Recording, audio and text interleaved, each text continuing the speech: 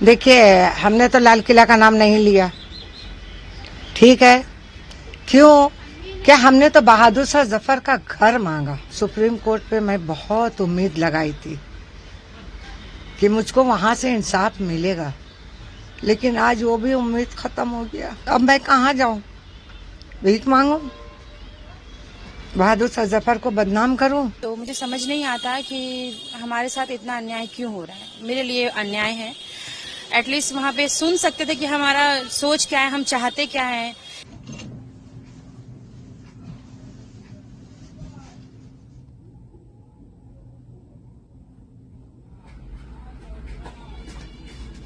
में आपने याचिका लगाई थी, जो याचिका खारिज हो गई। संजीव खन्ना जी का जो सुप्रीम कोर्ट का कहना है कि सिर्फ लाल किला क्यों और जो जगह है फतेहपुर सीकरी या और उस पर दावा क्यों नहीं किया, क्या कहेंगे? देखिए, हमने तो लाल किला का नाम नहीं लिया, ठीक है। क्यों? क्या हमने तो बहादुर शाह जफर का घर मांगा। और मुझको ये नहीं पता वो लाल किला है या फतेहपुर सीकरी है या जफर महल है, ये तो मुझको नहीं पता। मैंने तो घर मांगा, ये चीज तो सरकार जानती है। अब क्या करेंगे जब सुप्रीम कोर्ट तो सर्वोच्च न्यायालय है? इससे पहले आप दिल्ली हाई कोर्ट भी गए थे और सुप्रीम कोर्ट भी याचिका खारिज कर दिया। देखिए, हाई कोर्ट अगर खारिज कर दी तो कोई बात नहीं है, चलो भाई। सुप्रीम कोर्ट में हाँ, मेन तो है सुप्रीम कोर्ट, लेकिन सुप्रीम कोर्ट पे मैं बहुत उम्मीद लगाई थी कि मुझको वहां से इंसाफ मिलेगा, लेकिन आज वो भी उम्मीद खत्म हो गया। अब मैं कहाँ जाऊं? भीख मांगू? बहादुर शाह जफर को बदनाम करूं? आज बहादुर शाह जफर ने अपने वतन के लिए क्या नहीं किया। अपने औलाद को कुर्बान किया, वतन से बेवतन गए, तक तो ताज छीन गया, लेकिन अपने वतन से वो गद्दारी नहीं की तो मैं कैसे करती। हमारे पास भी ऑफर आया था, पेरिस से आया, आपका जेलम, पाकिस्तान में जेलम एक जगह है, वहाँ से लोग मदद करना चाहे, लेकिन हम कहा हम बहादुर शाह जफर को, उनकी कुर्बानी को हम नामेट होने नहीं देंगे। मैं अपना वतन छोड़कर नहीं जाऊंगी।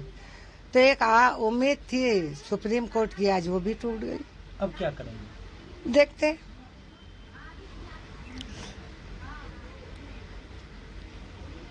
केंद्र सरकार से कुछ डिमांड करेंगे आप? देखते हैं, फिर कोई रास्ता निकालेंगे। अब कितना मायूसी? अभी तो फिलहाल मैं टूट गई एकदम।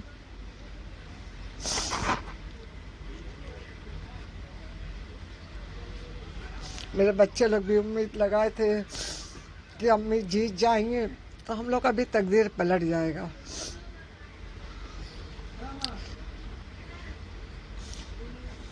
बहुत अफसोस है कि बहादुर शाह के ऊपर नजर हमने बेकार डाला, और वो भी अपने वतन से बेकार मोहब्बत किए। या जिसकी सजा आज गद्दार लोग को देखिए, सब ऊंची उड़ान भर रहे, ठाट से घूम रहे, महल है, सब कुछ है।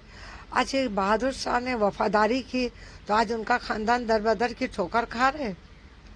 उनकी आवाज को कोई सुनने वाला नहीं है।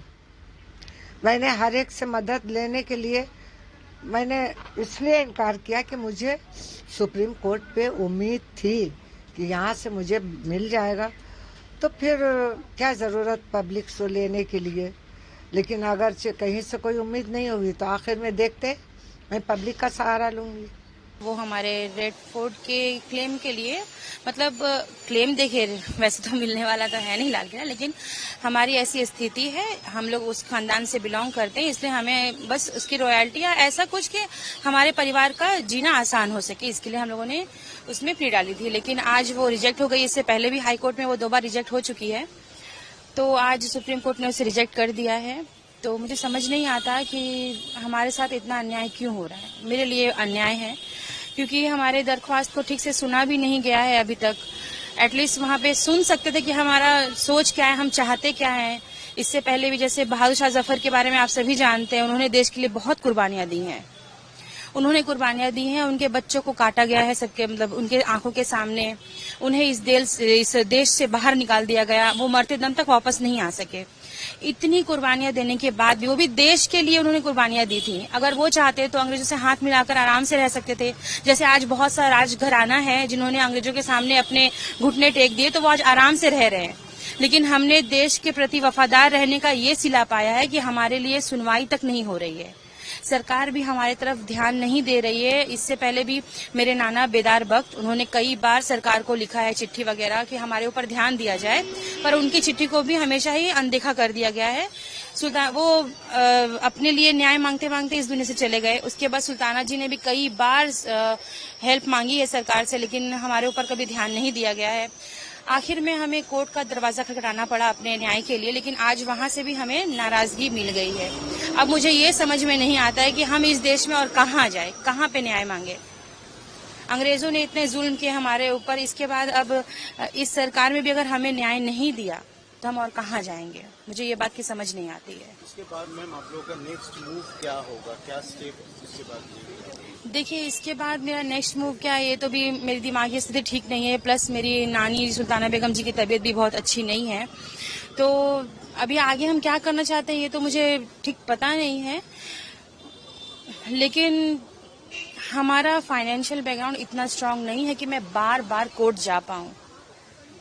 मैं इस सरकार से भी अपील करूंगी कि हमारे परिवार की तरफ प्लीज ध्यान दें, क्योंकि आज भी हमारे भारत में मुगलों के ही बनाए हुए इमारतों से कई लाख करोड़ों में रेवेन्यू आती है। उसके बावजूद भी आज उन्हीं के वंशज जिन्हें पास अपना घर नहीं है, एक झोपड़ी में रहने के लिए मजबूर है। तो ये शर्म की बात है, ये बहुत ही शर्म की बात है। फिलहाल लड़ाई तो जो है वो जारी रहेगी, अब कहाँ तक हम जाएंगे हमको पता नहीं है। फिर भी हम सरकार से, इस देश के सरकार से, न्यायपालिका से गुजारिश करूंगी कि हमारे लिए कुछ करें, हमारे ऊपर ध्यान दें। आपका नाम और आप किस फैमिली से? मेरा नाम रोशन आरा है। मैं सुल्ताना बेगम जी की नवासी हूँ। हम मुगल डिसेंडेंट है, डायरेक्ट डिसेंडेंट है।